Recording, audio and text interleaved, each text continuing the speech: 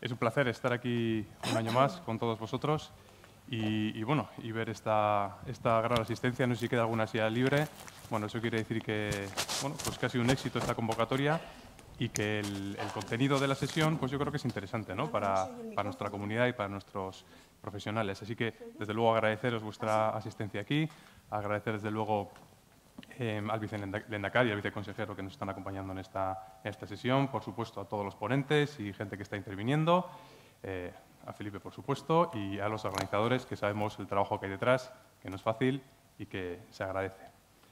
¿Qué vamos a hablar en esta primera sesión de este hilo conductor que bien ha presentado Eider? Pues vamos a hablar del EBITDA. Vamos a hablar del EBITDA y concretamente de la regulación del EBITDA. Para ello tenemos aquí a Felipe, que ahora haré la presentación que se merece, pero antes unas breves reflexiones, quizás son más opiniones personales, ¿no? sobre el EBITDA, que seguramente yo creo que es un término que a todos nos suena, todos de nuestra profesión, lo hemos oído yo creo que desde la universidad, el quien trabaja en la banca lo ha utilizado, analistas, inversores, incluso como un indicador, ¿no? de la salud financiera. Oye, ¿qué EBITDA tiene tu empresa? ¿Qué EBITDA, no? Es un término de referencia. Sin embargo, aun siendo de gran difusión, considero que, y bien lo explicará ahora Felipe, que es un aspecto, un concepto, un parámetro poco regulado, ¿no? Y es donde está un poco esa paradoja, ¿no? Como algo que tiene tanta difusión aún no está tan regulado. Bueno, mi opinión personal es que aparentemente es un concepto sencillo, ¿no? Aparentemente tú coges una cuenta de pérdidas y ganancias y parece que con dos sumas y restas puedes llegar a una EBITDA. Pero no es tan fácil. En su sencillez yo creo que radica también su dificultad. Estamos convencidos, Felipe lo hablará luego, que dos mismas personas ante una cuenta de resultados hará dos calculitos y llegará al mismo EBITDA, pero luego tiene sus matices, ¿no? Que si el EBITDA normalizado, el recurrente, este concepto lo metes, este no lo metes, ¿no? Hay muchas aristas que hace que no sea posible llegar con los mismos números a un mismo EBITDA, ¿no? Y de ahí la importancia, yo creo que de esta sesión, de entender bien este parámetro, este concepto de EBITDA que todos conocemos y esa falta de regulación, cómo nos afecta, ¿vale? Y por eso tenemos aquí a Felipe. Muchas gracias por venir. Felipe me ha pedido, por favor, que haga una breve presentación porque pues, su currículum es más de lo que os voy a contar yo ahora. Felipe tiene una amplísima experiencia en el ámbito profesional, docente, empresarial también. Ahora mismo en el ámbito docente es director del Máster de Riesgos Financieros y de Auditoría Internacional del IEB. También es miembro, ¿no? del User Panel del EFRAG en Bruselas. También forma parte del Consejo Directivo del Registro de Expertos Contables, del Consejo General de Economistas y secretario, entre otros, también del Colegio de Economistas de Madrid. Y también me ha pedido, y por último, pero no por ello más importante, que parece que le encanta venir a Bilbao. Así que, pues por todo ello, muchas gracias, Felipe, y todo tuyo. Un aplauso.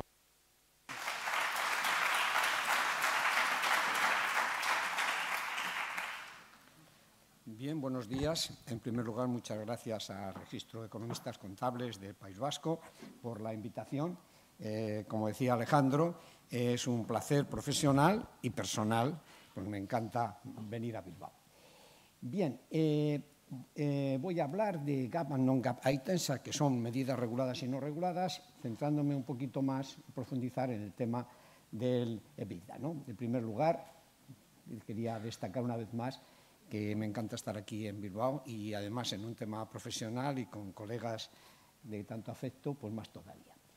Aquí está un poco mi background, pero sí quería decir que esa foto que pongo aquí es también hecha en Bilbao hace muchos años, o sea que he venido con frecuencia y me encanta hacerlo. Quería empezar por el tema de la importancia que tiene la formación financiera. Hoy día podemos decir que tenemos la economía real, tenemos los consumidores. Entre medias, pues hay una intermediación comercial y logística, ¿no? Que tiene su desarrollo, ¿no? Hoy día, pues la intermediación logística con temas como Amazon y demás, pues la verdad es que ha mejorado bastante. La intermediación logística en temas, en productos, digamos, de consumo perecederos, pues tiene también sus particularidades, pero se ha ido avanzando.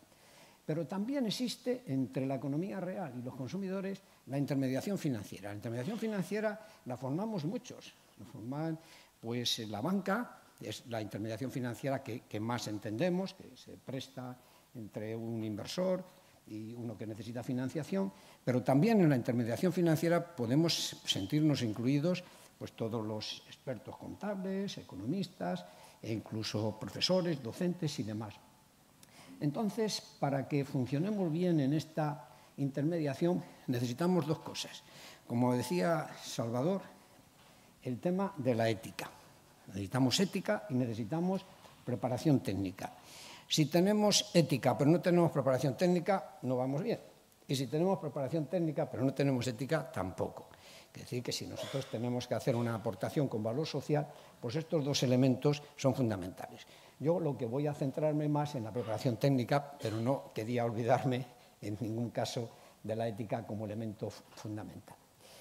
Vivimos en una situación en España, digamos, que la formación financiera no es, me refiero a la población en general, no es excesivamente alta. Incluso, pues ahora mismo hay programas en el Banco de España, en la Comisión Nacional del Mercado de Valores, etcétera, para tratar de mejorar la formación financiera de la población, de elementos básicos, que incluso se trata de ir a la escuela, institutos, etcétera, para que pueda mejorarse, ¿no? Pero también entre los profesionales tenemos que mejorarla, ¿no? En la sociedad, pues digamos, la formación financiera no es alta, hay conceptos básicos que deberían conocerse y no se conocen y tampoco son tan difíciles de explicar, pero quizá no se ha dado todavía el suficiente impulso. Entonces, es de esperar que poco a poco se vaya progresando en estos programas.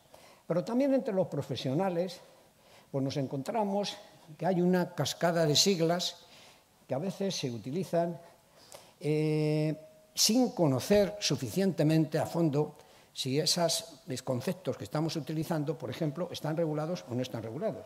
Como decía Alejandro, no es lo mismo el utilizar un parámetro como beneficio neto está regulado a utilizar otros parámetros como beneficio subyacente, CAPEX, EBITDA, que son, digamos, conceptos muy utilizados, pero que no están regulados. Y nosotros debemos de distinguirlo. No es que tengamos que utilizar unos sí y otros no, pero lógicamente tenemos que saber que cuando estamos utilizando uno estamos en unas condiciones, cuando estamos utilizando otros estamos en otras condiciones. Entonces, también entre los profesionales debemos de procurar, como así se hace dentro del registro de expertos contables, pues mejorar nuestra formación lo más posible en todos los aspectos. Algunos elementos prácticos de cómo la insuficiente formación puede crear problemas. El caso Grifols. El caso Grifols, con la acusación de Gotham, pues ha tenido un impacto en el mercado enorme. La volatilidad que han tenido las acciones ha sido tremenda, bajando y subiendo, que al final lo que ha terminado perjudicando es al pequeño inversor. ¿Por qué? Porque de este informe Gotham, muchos de los que lo han leído, pues no han distinguido lo que era opinión y lo que era acusación. Evidentemente, este informe Gotham no debía de haber incluido acusaciones, porque las acusaciones se hacen en los tribunales o en los órganos correspondientes. Si alguien ve que alguien ha hecho unas cuentas y están mal hechas, pues de ir a la Comisión Nacional del Mercado de Valores, no poner un anuncio. Sin embargo, en otras partidas son opinión. Por ejemplo, Gotham calculaba un apalancamiento financiero muy distinto del que había calculado la empresa. Pero es que el apalancamiento financiero no está regulado. La empresa tiene derecho a calcularlo de una manera y Gotham tiene derecho a calcularlo de otra. Y llegar a sus propias conclusiones como analista, no sé si son analistas, pero pueden serlo, y llegar a decir que el apalancamiento que ellos estiman es uno distinto, mucho más alto. Y además pueden decir que opinan que la empresa vale cero, pero decir que están manipuladas las cuentas, eso es una acusación, no es una opinión. Y entonces, claro, esos son los tribunales los que tienen que decirlo, o la autoridad correspondiente. Entonces, en estos vaivenes de subidas y bajadas, pues digamos que el público en general y sus inversores, incluso pues la propia prensa, no ha sabido distinguir que eran acusaciones, que esas tienen que ir a los tribunales, y que eran opiniones. Incluso ahora que está el tema de los tribunales, me imagino que también en los tribunales van a necesitar este tipo de asesoramiento.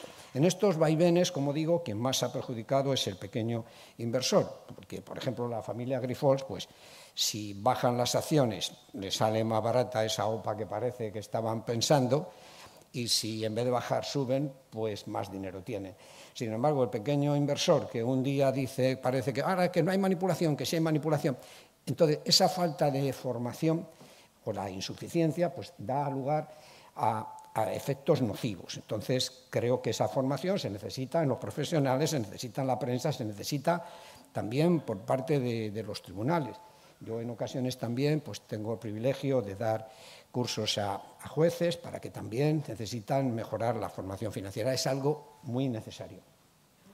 Otro ejemplo, también sale en la prensa que una OPA hostil es si la empresa que va a ser adquirida está de acuerdo con la empresa que quiere adquirir. No es eso el concepto. El concepto de OPA hostil es que los consejeros de la empresa que se quiere adquirir no están de acuerdo con la operación. Pero esta operación va desde la empresa que quiere adquirir a los dueños de la empresa que se pretende adquirir, no a la empresa, sino a los dueños. Entonces, estas terminologías, pues a veces no terminan de ser precisas, ¿no? Entonces, claro, una OPA hostil puede ser hostil porque a lo mejor no es buena para los accionistas de la empresa que se quiere adquirir, o a lo mejor es hostil porque no es buena para los consejeros de la empresa que se pretende adquirir. Claro, no es lo mismo una cosa que otra, ¿no? Entonces, otro aspecto de formación que creo que conviene tener en cuenta y que pues, a veces pues, no se es preciso en las denominaciones. Muy brevemente, ¿qué son los GAP? Este concepto de principio de contabilidad generalmente aceptado es un concepto anglosajón que ya está generalizado. Entonces, para esta presentación vamos a llamar conceptos GAP los que están regulados y conceptos non-GAP los que no están regulados.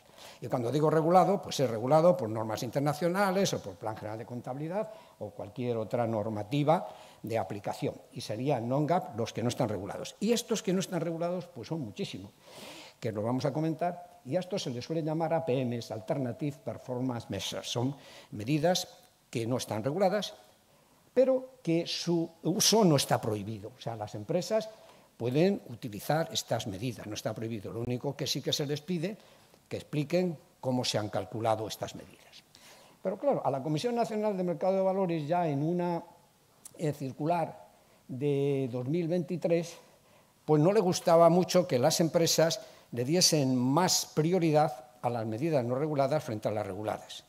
Claro, si una empresa, por ejemplo, dice que tiene un beneficio de una pérdida de 100, pero el beneficio antes de extraordinario es positivo en 200. Claro, ellos prefieren hablar del beneficio antes de atípicos que del beneficio. Pero claro, el beneficio antes de atípicos no está regulado. Entonces, claro, la Comisión Nacional de Mercado de Valores lo que dice, bueno, usted puede utilizar medidas reguladas y no reguladas, pero por favor no le dé más preponderancia a las medidas no reguladas frente a las reguladas. De manera, no está prohibido, pero lo que no se debe utilizar, luego hablaré de la NIF 18, que trata de poner un poquito de orden en esto, lo que no se puede es dar a las medidas no reguladas una, digamos, mayor importancia, porque al no estar reguladas, pues su objetividad no es la misma. El auditor, simplemente en las medidas no reguladas, tiene que asegurarse que la empresa ha explicado cómo la ha calculado. No tiene por qué entrar ni en animar ni en prohibir que la empresa utilice medidas no reguladas, pero sí que tiene que asegurarse que si en los estados financieros aparecen medidas no reguladas, explique la empresa cómo se ha calculado. Ese es el papel, ¿no?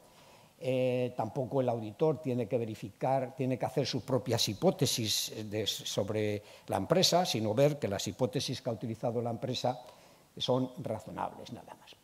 En cuanto al analista, es un paso más allá. El analista no le vinculan ni las medidas reguladas ni las no reguladas, porque incluso en las medidas reguladas, pues el analista puede encontrar partidas que él pueda considerar que la información no contiene todos los elementos que él necesita, ¿no? y de esto hablaré un poquito más adelante. De manera que a él no le vinculan ni los datos GAAP ni los datos non-GAAP, porque como ahora comentaré, incluso en unos estados financieros emitidos de acuerdo con una norma y auditado, el analista puede hacer ajustes y debe hacer ajustes, incluso antes de hacer los ratios. No podemos coger directamente unos estados financieros, ponernos a hacer unos ratios sin haber examinado qué es lo que está y qué es lo que no está, qué es lo que falta, qué no falta. A veces se hace esto con cierto automatismo, voy a calcular capital circulante, bueno, antes de calcular ratios, trata de ver que lo que aparece ahí si requiere o no requiere ajustes, ¿no? De manera que, efectivamente, el analista tiene que estudiar la empresa en profundidad. Quería comentar brevemente el caso de Silicon Valley Bank, este banco que quebró en marzo del 2023. Estamos en una situación en que la inflación en Estados Unidos en 2021 ya era del 7%. El Silicon Valley tenía hechas unas inversiones en bonos de máxima seguridad porque no querían caer en el problema que hubo en la crisis de 2008, que era un problema de riesgo de crédito, donde se hicieron inversiones que no se podían recuperar, no eran seguras. Entonces ellos dijeron, bueno, vamos a hacer una inversión segura en bonos del Estado o bonos corporativos de máxima calidad. Como los tipos de interés estaban muy bajos, pues hicieron unas inversiones en renta fija a un plazo relativamente alto, a unos tipos de interés muy pequeños, porque los tipos de interés pues en 2020 y 2021 estaban alrededor de cero. Pero ¿con qué dinero hicieron estas inversiones? Pues lo hicieron con unos depósitos de empresas de Silicon Valley, tecnológicas, que mientras hacían las inversiones de las subvenciones que habían recibido o de la financiación, que con el tema también de la pandemia pues fue grande, pues tenían estos depósitos. Estos depósitos estaban prácticamente con una remuneración pequeñísima o prácticamente cero, y con esa financiación hicieron estas inversiones. ¿Y qué ocurre? Que, de acuerdo con la normativa americana, los US GAAP, una inversión en renta fija tú la puedes contabilizar a coste amortizado, quiere decir sin tener en cuenta el mercado, siempre que tengas la seguridad de que vas a mantenerlo hasta vencimiento. Pero claro, aquí tenía Silicon Valley Bank la seguridad de poder mantener estas inversiones hasta vencimiento. Pues en mi opinión no. No, porque con una inflación del 7% era de esperar que los tipos de interés se iban a disparar. Tardaría un poquito más, como tardan un poquito menos, pero se iban a disparar. Si los tipos de interés se disparaban, los depósitos se iban a retirar. O los retiraban o pagaban una remuneración mucho más alta. Si pagaban una remuneración mucho más alta, iban a pagar más por los pasivos que lo que recibían por los activos y quebraba. Y si no pagaban más, se salían los depósitos. Y la única forma de hacerle frente era vender los bonos. Con lo cual, las pérdidas que estaban sin reconocer, pues tuvieron que reconocerlas cuando tuvieron que vender los bonos. Entonces, ellos quebraron en marzo de 2023. Sin embargo, un analista suficientemente preparado se habría dado cuenta ya en marzo del 2022 de que la empresa estaba quebrada, porque iban a tener que vender los bonos o pagar más a los depositantes. Entonces, un analista tiene que ver las hipótesis que ha utilizado la empresa en sus estados financieros y si no está de acuerdo con esas hipótesis, pues tiene que cambiarlos antes de hacer sus ratios, antes de llegar a sus conclusiones. Entonces la empresa, en un parrafito que había que buscar dentro de los cientos de páginas, decía que entendía que los depósitos se iban a mantener estable. Pero claro, yo como analista no podía suscribir esa hipótesis. A lo mejor el auditor está un poquito más sujeto, porque la empresa puede presentar un informe diciendo en el pasado los depósitos han mantenido estables y a lo mejor pues tiene que transigir. Pero el analista no. El analista simplemente dice, ¿cómo con una inflación del 7% ya del año pasado los tipos de interés van a subir, los depósitos van a salir fuera? Entonces es importante que el analista sea capaz de ver las hipótesis con las que ha trabajado la empresa y si no coinciden con las suyas, hacer los cambios correspondientes. Yo me imagino que en Estados Unidos seguro que habría analistas buenos y que esto se dieron cuenta. Lo que ocurre es que no lo publicarían porque se lo dirían directamente a sus clientes, decir, oye, salte de ahí. Pero desde luego, objetivamente, les puedo asegurar a ustedes que lo he examinado, eso sí, a posteriori, que es más fácil, y desde luego había razones clarísimas para ya en marzo de 2022 saber que la empresa no podía salir de esa situación. Y me imagino que lo comentaron. Claro, ¿qué ocurre? Pues que un año de retraso significa que es un año dando bonus, dando dividendos, etcétera, y después cuando el CEO fue al Senado, le preguntaron que si no le da vergüenza haber recibido unos bonos un mes antes de... Y dijo, bueno, que no era ilegal, que lo había acordado la Junta y que yo sepa no devolvieron. Me recuerda lo mismo que pasó en la crisis de 2008, ¿no? El propio Obama clamaba de que se habían estado repartiendo bonus y cosas cuando las empresas estaban ya tambaleando y que yo sepa tampoco se devolvieron. Entonces, a veces a mí me preguntan, bueno, Felipe, pero ¿que se retrase el reconocimiento de unas pérdidas tiene efectos nocivos? Pues sí, pues sí. Si hay razones para reconocerlas, deben de reconocerse cuanto antes, porque en ese medio tiempo hay dividendos, hay remuneraciones, hay bonos que realmente perjudican a los inversores. De manera que, como digo, el analista tiene la libertad y la responsabilidad de tener en cuenta todos los elementos. El analista debe ver cada caso como un caso único para cada empresa, examinando con cuidado. Aquí pongo a modo de divertimento un efecto que lo he conocido hace poco, el efecto Dunning-Kruger, no sé si se pronuncia así, que significa que a veces con pocos conocimientos estamos muy seguros y que a medida que avanzan nuestros conocimientos resulta que nos entran más dudas y luego ya después, cuando vamos adquiriendo más, vamos otra vez adquiriendo un poquito confianza, pero despacio, ¿no?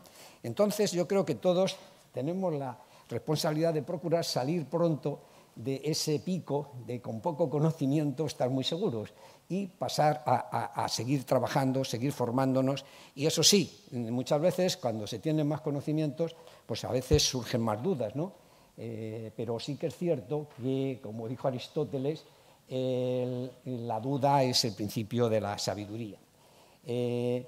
Yo puedo decir que muchas veces a mí me llegan consultas y veo que los profesionales mejor preparados son los que tienen más dudas.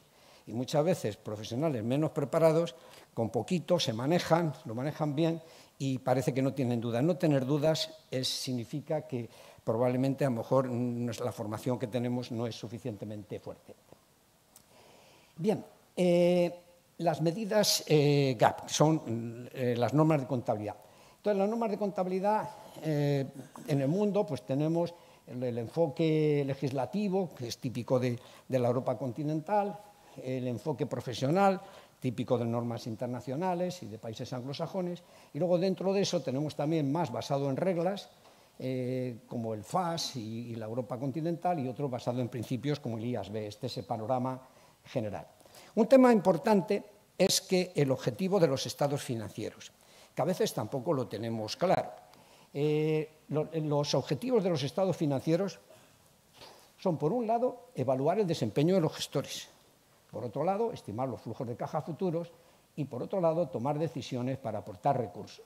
Por ejemplo, las normas contables no están orientadas a determinar el valor de la empresa, como todos conocemos, ese es otro tema distinto, ni tampoco en la determinación del impuesto, porque hay partidas que contablemente y fiscalmente tienen un tratamiento distinto, incluso tampoco el beneficio distribuible, porque el beneficio distribuible está regulado por la Ley de Sociedades de Capital y tenemos elementos como el tema de investigación y desarrollo, etcétera, que hay que ajustar también los datos contables. Luego, saber que estos son los objetivos de los estados financieros no nos viene mal. En el entorno internacional hay dos actores que el IASB y el FASB, que han estado siempre como elementos reguladores más importantes en el mundo. El FASB siempre ha sido bastante preponderante, pero el caso Enron le bajó un poquito los humos y el caso del IASB, con la adopción por parte de la Unión Europea de sus normas para los estados financieros consolidados de las cotizadas, también ha ganado predicamento. Incluso pues, llegaron a hacer un acuerdo en 2002 de Norwalk Agreement, pero que no se ha llevado a efecto y siguen existiendo. Sería bueno que hubiese unas solas normas internacionales, pero de momento hacen trabajos conjuntos, pero son independientes. La Unión Europea, como saben ustedes, se acordó que los estados financieros consolidados de las cotizadas tienen que hacerse con normas del IASB, después de un proceso de endorsement que hace la Unión Europea, pero que generalmente valida todas las cuentas, menos algún carve-out que ha habido en la IAS 39, todas las normas se han ido validando. España pues, adoptó también estas normas, pero no para los estados financieros individuales, que están prohibidas las normas internacionales y tienen que hacerse con normas locales. La convergencia de las normas internacionales con las normas locales, pues sobre todo en el Plan General de Contabilidad, pues está teniendo ciertos problemas. En el cambio del Plan General de Contabilidad de 2021, pues se introdujeron novedades de la NIF 7, de la NIF 2 de inventario, de la NIF 15 de ingresos, pero, por ejemplo, en la NIF 9 de instrumentos financieros no se adoptó completamente, ni mucho menos. El tema más novedoso de la NIF 9, que era el tema de deterioro por pérdidas esperadas, no se ha adoptado. Y la NIF 16, cero, de arrendamientos, que era un poco la más revolucionaria, pues no se ha adaptado en el Plan General de Contabilidad. Y es lógico porque, por un lado, en el Plan General de Contabilidad lo usan empresas muy grandes para sus estados financieros individuales, pero también empresas pequeñas. Entonces, claro, hay una lucha y entonces aquí pues yo entiendo que el ICAC trata de ir encontrando un término medio, ¿no? Bien, podrían a lo mejor cambiarse los enfoques, pero esto es lo que hay. Sin embargo, la circular del Banco de España sí que se adapta a las normas internacionales en el momento que éstas aparecen y con toda su integridad. Entonces, si entramos ya en medidas GAP, quiere decir estados financieros preparados de acuerdo con las normas, pues el analista tiene que hacer también sus ajustes sobre la norma, sobre los estados financieros hechos con GAP. Por ejemplo, debe tener en cuenta con qué norma están hechos. Si yo, por ejemplo, cojo unos estados financieros que están hechos con el Plan General de Contabilidad, yo tengo que saber que ahí no están los pasivos por el arrendamiento operativo, porque el Plan General de Contabilidad no ha adoptado la NIF 16. Entonces, yo tengo que plantearme como analista si yo debo de añadirlo, porque yo como analista estoy libre de hacer mis cálculos de acuerdo con el Plan General de Contabilidad o de acuerdo con normas internacionales o de acuerdo con otros criterios que a mí me parezcan razonables. Entonces, claro, si yo no conozco bien la normativa contable, yo no puedo conocer sus puntos fuertes ni sus debilidades. El Plan General de Contabilidad tiene sus puntos fuertes, tiene sus debilidades, pero si yo no conozco el Plan General de Contabilidad, difícilmente puedo saber qué ajustes tengo que hacer. Y me pondré a hacer ratios directamente de lo que sale ahí y no sería conveniente. La IFRS 16, concretamente, pues como ahora comentaré, pues ha producido un cambio muy grande entre el Plan General de Contabilidad y normas internacionales, porque arrendamientos operativos, como saben, hay muchísimos. Parece ser que la IFRS 16 o la NIF 16, parece ser que se decidió hacerla porque el presidente del IASB, cuando iba en un avión, pues dijo, hombre, me gustaría viajar en unas aerolíneas que sus aviones estén en el balance, porque claro, ni los aviones de las aerolíneas están en balance, ni los hoteles de las cadenas hoteleras, ni las oficinas de los bancos, y claro, pues evidentemente siendo, digamos, activos core para el funcionamiento parecía poco conveniente. Entonces se dio ese paso, que se reconocen en balance no solo los arrendamientos financieros, sino también los operativos, de acuerdo con normas internacionales, pero el Plan General de Contabilidad, por el momento, no ha adoptado este tema. Por otro lado, hay que darse cuenta de que también los estados financieros, aunque estén bien y estén auditados, pues para el analista tiene que examinar si incluyen todo. Por ejemplo, pues, yo qué sé, pues el fondo de comercio propio ya saben que no se puede reconocer. Hay otros intangibles que no están reconocidos. Esto es importante. Leía yo el otro día que ahora cada vez más el valor de las empresas está más basado en intangibles que en tangibles. Y, sin embargo, la contabilidad pues, solamente acepta intangibles de una manera limitada.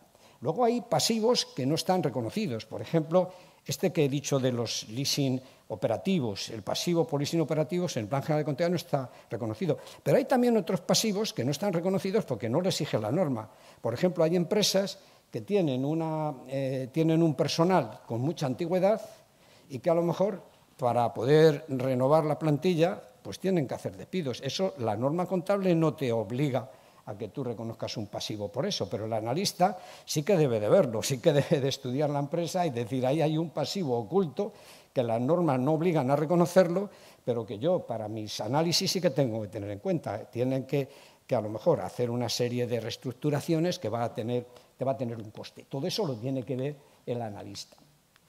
También el analista tiene que darse cuenta que en la contabilidad hay un modelo mixto, hay cosas que están a coste histórico y hay cosas que están a valor razonable. Lo mismo no podemos encontrar un terreno que está a 100.000 euros en el balance y vale 10 millones. O lo contrario, como en el caso del Silicon Valley, nos podemos encontrar que un activo está valorado por encima del mercado, ¿no? Pues todos estos temas lo tiene que ver. Las políticas contables, si se utiliza FIFO, si se utiliza LIFO. También hay ocasiones en que dice que se puede, pero no se debe, con lo cual, si vamos a comparar empresas, tenemos que verlo en los mismos términos. También otro tema importante es que hoy día no todos los ingresos y gastos van a la cuenta de pérdidas y ganancias. Hay ingresos y gastos que van directamente a patrimonio neto. Concretamente, yo recuerdo ahora, por poner un ejemplo, que en las cuentas del Banco de Santander del 2020, pues había, no sé si eran 7.000 millones de pérdida por cuenta de pérdidas y ganancias y 8.000 por patrimonio neto. Entonces, si nosotros vemos el patrimonio neto al inicio y al final del periodo, lo que ha bajado no son los 7.000 de la pérdida de ganancias, sino los 7.000 más los 8.000 que han ido directamente por patrimonio neto. Esto es algo que tenemos que tener en consideración también.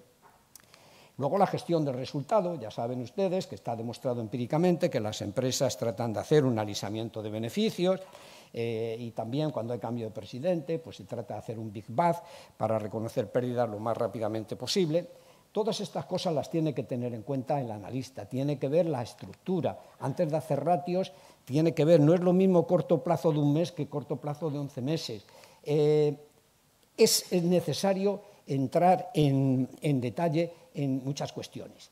Y, por supuesto, el tema que he dicho de las hipótesis. El analista, si la empresa ha hecho sus cuentas con una hipótesis y la hipótesis del analista es distinta, debe reformular las cuentas para introducir sus propios criterios. Esto de medidas reguladas, estados financieros auditados, regulados. Ahora vamos a hablar de las medidas no reguladas.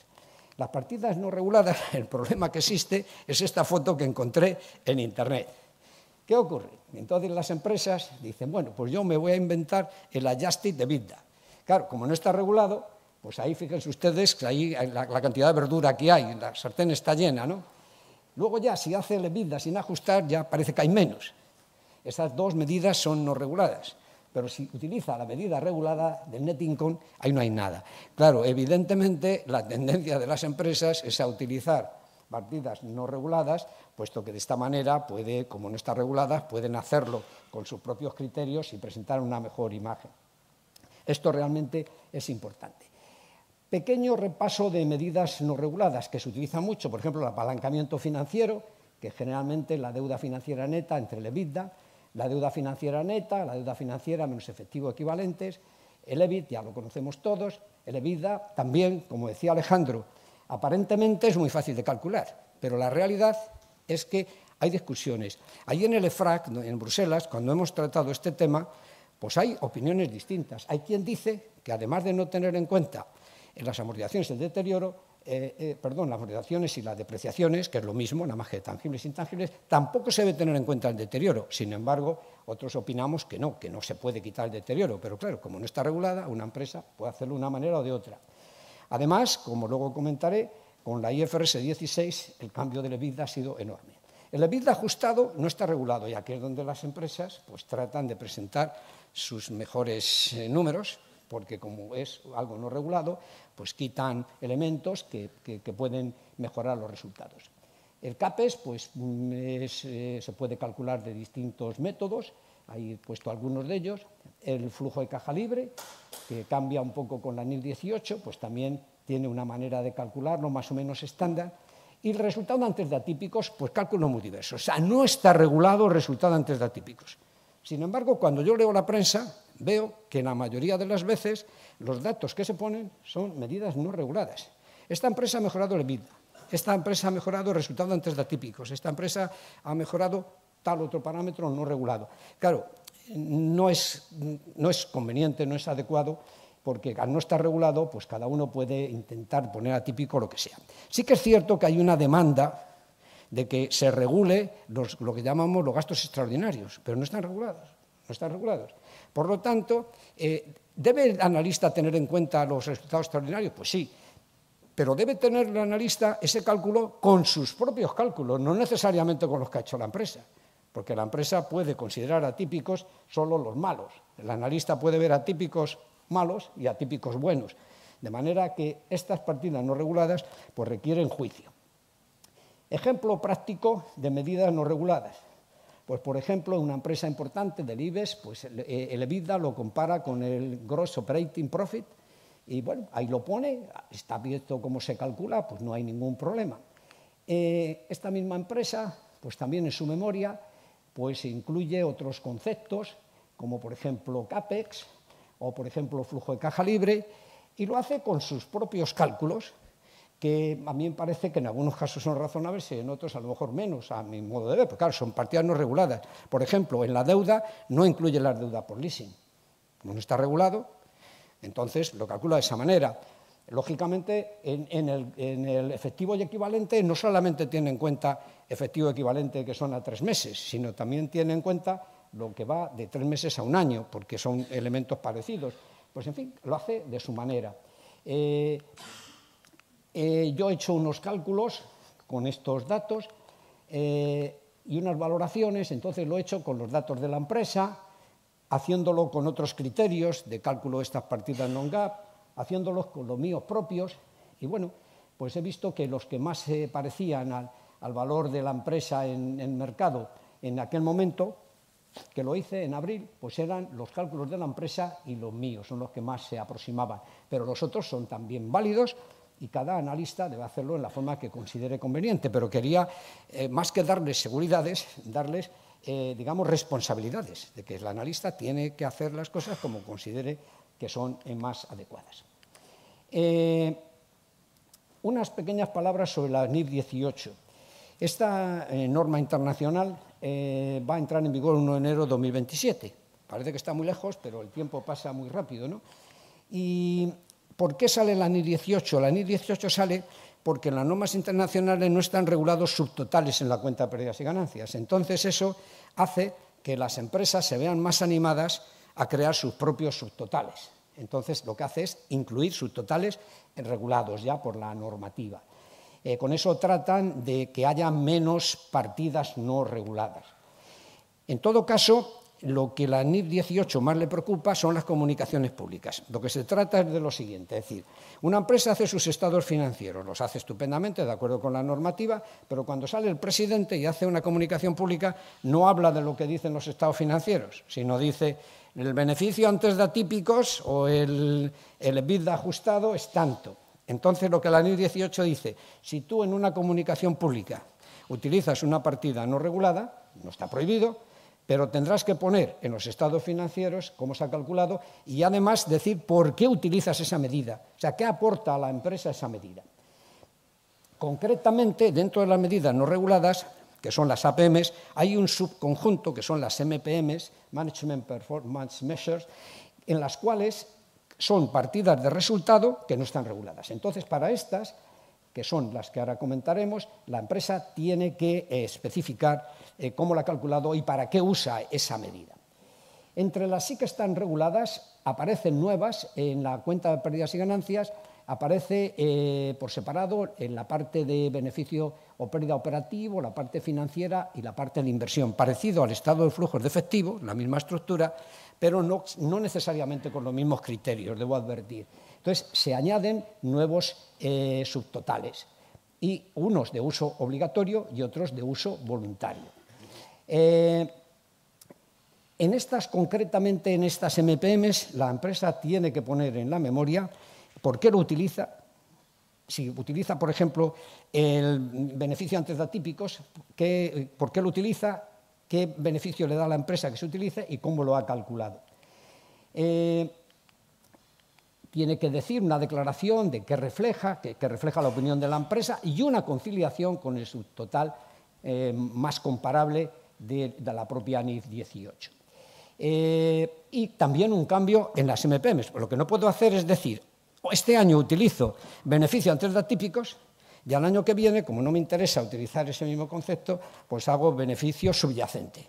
Entonces, si cambio de MPM, tengo que explicar por qué lo hago y qué diferencias hay entre uno y otro. Entonces, digamos que como resumen, la NIR 18 añade como subtotales de uso obligatorio resultado de operaciones, resultado antes de financiación e impuestos y resultado del periodo. Son nuevos subtotales obligatorios de la cuenta de pérdidas y ganancias. Y luego hay otros subtotales de uso no obligatorio, como resultado antes de impuestos, o resultado de actividades continuadas, o resultado de operaciones antes de amortizaciones y deterioro de la NIR 36. Estos son medidas GAP.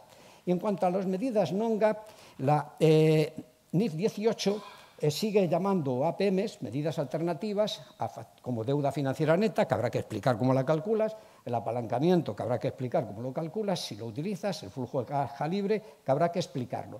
Pero otras medidas non-GAP que tienen que ver con los resultados, como el EBITDA ajustado o resultados antes de atípicos, hay que poner una nota en la memoria explicando por qué utilizas esa medida, qué es lo que aporta, cómo te sirve para tu gestión y cómo la has calculado. O sea, de manera que esta es la situación que pone la NIR 18.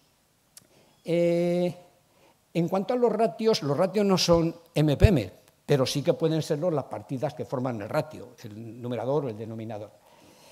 Pues bien, ¿qué ha pasado en la NIR 18? El IASB se planteó regular el EBITDA. Decíamos, es una partida, como decía Alejandro, se utiliza muchísimo, ¿por qué no lo vamos a regular? Por fin, después de pensarlo mucho, llegaron a la conclusión de que realmente no tiene claro cuál es el significado de esa medida.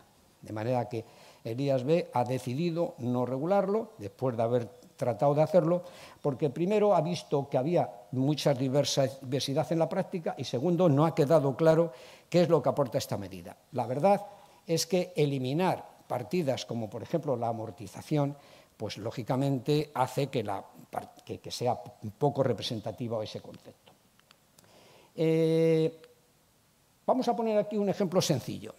En este ejemplo de un leasing operativo, de acuerdo con el Plan General de Contabilidad, el EBITDA es 250.000 euros. Con normas internacionales, 750.000 euros. Simplemente de aplicar o no aplicar la NIR 16. Porque la NIR 16 lo que hace es cambiar. Y en vez de ir a resultado operativo, el gasto de la cuota de leasing, pues se reconoce un activo y un pasivo.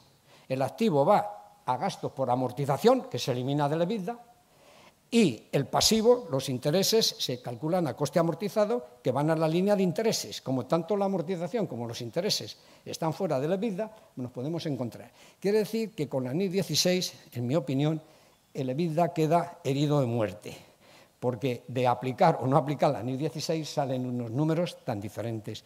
Lo que sí que pone en cuestión realmente que este parámetro necesitamos, si trabajamos con él, hacerlo con cuidado. ¿Cuáles son mis opiniones? El analista tiene plena libertad tanto de datos GAP como de datos non-GAP para hacer todos los ajustes que considere convenientes. Las empresas sí que deben de procurar que las medidas non-GAP las pueden seguir utilizando, pero hacerlas con cierta prudencia, ¿no? No abusar demasiado, el beneficio ajustado, beneficio subyacente, beneficio ante extraordinario. Creo que eso no es bueno y de alguna manera la NIR 18 le va a obligar a explicar en la memoria todos estos aspectos, ¿no? ¿Ayudará la NIR 18 a mejorar? Yo creo que sí. Primero, porque si se utilizan medidas non-GAP hay que explicarlas y si ya esa medida non-GAP además es MPM hay que explicar más todavía y ponerlo todo en una nota. Y además, como la NIR 18 ofrece más subtotales, menos necesidad tiene la empresa de inventarse subtotales. Yo creo que puede servir bien. ¿Hace bien el IASB en no regular el EBITDA? Pues yo creo que sí. Concretamente, inversores famosos como Warren Buffett y su amigo Charlie, recientemente fallecido, pues ahí, por ejemplo, hay un vídeo en el que pues, dicen que el EBITDA no es una partida que sea buena, y estamos hablando de personas de mucha experiencia, o sea, no he cogido manifestaciones de personas más o menos dudosas de su formación. Entonces, no lo ven, esto antes de todo esto, hace tiempo, incluso pues lo han utilizado términos como pamplinas o beneficios, o sea, no es una partida que fuese de su gusto y experiencia tiene.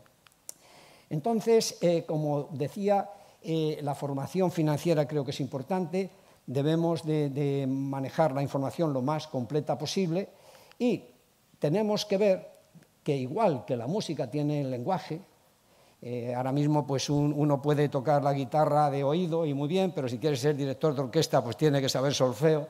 Pues en el mundo de los negocios tenemos que saber de contabilidad, guste o no guste.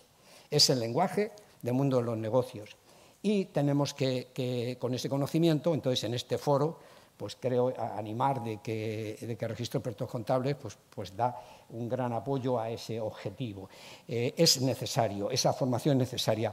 No puede decir, no, yo soy un financiero estupendo, pero a mí la contabilidad... No, tú no eres un financiero estupendo si no dominas la contabilidad. No eres un financiero estupendo. Como conclusiones, mi opinión es que si se va a hacer un acuerdo entre partes y se va a utilizar una medida non-GAAP, que se acuerde el método de cálculo. Si tenemos que hacer algo y tenemos que utilizar el EBITDA, pues que entre el comprador y el vendedor se pongan de acuerdo cuál es el criterio que se va a utilizar para valorarlo. No podemos pontificar que el nuestro es el que vale y el otro no vale, van a ser discrepancias que no nos van a llevar a nada. Por ejemplo, también el apalancamiento financiero que se utiliza mucho en préstamos. Aquí me preocupa menos, porque cuando se utiliza en un covenant, pues el banco sí que explica cómo se va a calcular y el cliente pues lo acepta o no lo acepta, ¿no? Pero sí que es conveniente que quede claro cómo vamos a calcular el apalancamiento financiero, cómo vamos a calcular la EBITDA, si son acuerdos entre partes. Cuando no es acuerdos entre partes, sino que el analista va a dar una opinión sobre, por ejemplo, el valor de una empresa o para opinar si se debe comprar o vender unas acciones, ya aquí no tiene que llegar a un acuerdo con nadie, pero él tiene que utilizar los criterios que considere más apropiados. ¿Cuál es el criterio más apropiado para un analista? Aquel que le sirva para tener éxito. ¿Cuándo va a tener éxito un analista? Pues cuando haga ciertas predicciones que luego la realidad, pues, confirmen. Entonces él tendrá que tener su cuidado de cómo, con plena libertad, cómo manejar estos datos. Un tema muy importante es que el EBITDA no es una aproximación a los flujos de caja. Yo he leído en muchas ocasiones que a veces se utiliza como una pseudocaja. No, el EBITDA es un concepto de devengo, no es un concepto de caja. El concepto de caja es el estado de flujos de efectivo, que se utiliza menos de lo que se debía de utilizar. Entonces, el EBITDA es un parámetro que se puede utilizar, como hemos hablado, con los riesgos que tiene, pero que en ningún caso es sustituto ni parecido al efectivo. Y hay muchas veces que se utiliza este parámetro como algo parecido. Como eliminamos las amortizaciones que no tienen efecto de caja, eliminamos tal, y dice, bueno, es que esto es caja. No, no es caja, es devengo, porque la línea principal, que es las ventas, están hechas en devengo, no están hechas en caja. Luego es algo que se use o no se use, que sepamos que no es un parámetro de caja, es un parámetro de devengo.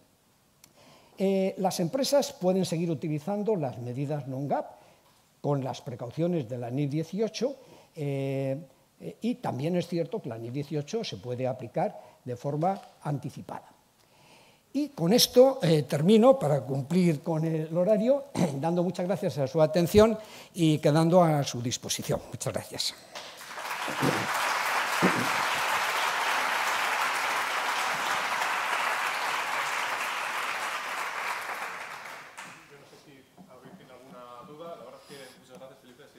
Muy interesante, como he dicho, yo creo que es un término que todos tenemos en la cabeza, que lo utilizamos en el día a día y personalmente agradecerte y no sé si es el momento, si alguien tiene alguna pregunta que le pueda hacer a Felipe. Si no, yo más que una pregunta es compartir un poco, ¿no? lo que ya has transmitido hasta ahora. Como no es un concepto regulado, yo creo que cada inversor, cada analista tiene que ser crítico, ¿no? No puede coger la cuenta de resultados, sumar, restar la amortización y llegar, ¿no?